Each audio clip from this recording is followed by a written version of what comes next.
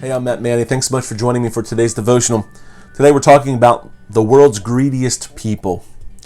We don't like to point fingers very much, but what else do you do when it seems like the world around you is getting so much further down the road than where you're at? It's tough when other people are doing better financially, and especially at times maybe like this, where gas prices are high and things seem to just be, inflation seems to be rising. It's really difficult when you see other people doing well financially. In 2013, a CEO of a company here in America, a software magnate, he pulled in $38.6 billion in net worth, making him the ninth richest person at the time in 2013.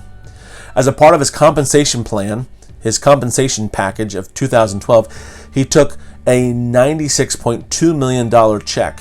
When the shareholders found out about it, they balked at the price and voted down the bonus that he was trying to take that year. But he pushed back and kept the bonus anyhow. In 2013, his package deal settled for $76.9 million. And the shareholders again bristled at what they were seeing, and yet the man still fought for his package. The CEO didn't fold and kept the money. As you can imagine, this guy was pretty full of himself. His security detail that he had that worked with him, that kind of kept him safe going from one place to another, cost the company $1.2 million. The CEO's administrative aides were paid $43 million in annual salaries, and just for kicks, his millions bought him the right to host America's Cup in San Francisco Bay. And as the host, he could set the rules, and guess who won the ultra-fast, ultra-elite catamaran competition? You guessed it, our software magnate CEO. Sometimes when we see people in life, it can cause us to feel a sense of unfairness and injustice and get frustrated.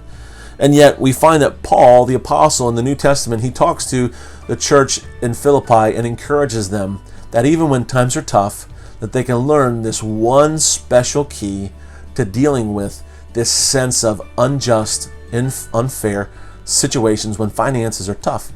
He says this: the key is to learn contentment. He says, I learned that God is enough. And it sounds intangible in the sense of all the things that are going on in our lives. It's really hard to grasp a hold of. But Paul had the reputation to back up what he said with a sense of optimism, because he explained, I've learned in whatever state I am to be content. Whether things are going great and I have plenty, or things are going really bad and I'm facing poverty, I've learned to be content.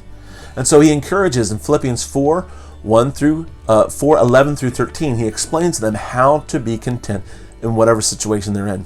Because he wraps it up in Philippians 4:13, that I can do all things through Christ, who is the one that gives me strength. So our encouragement for today is this: no matter what your financial situation looks like, no matter how much your coworkers are making, or the new car the neighbor has down the street, it's going to be okay. We can learn to be content and find our strength in Jesus. Thanks so much for watching today.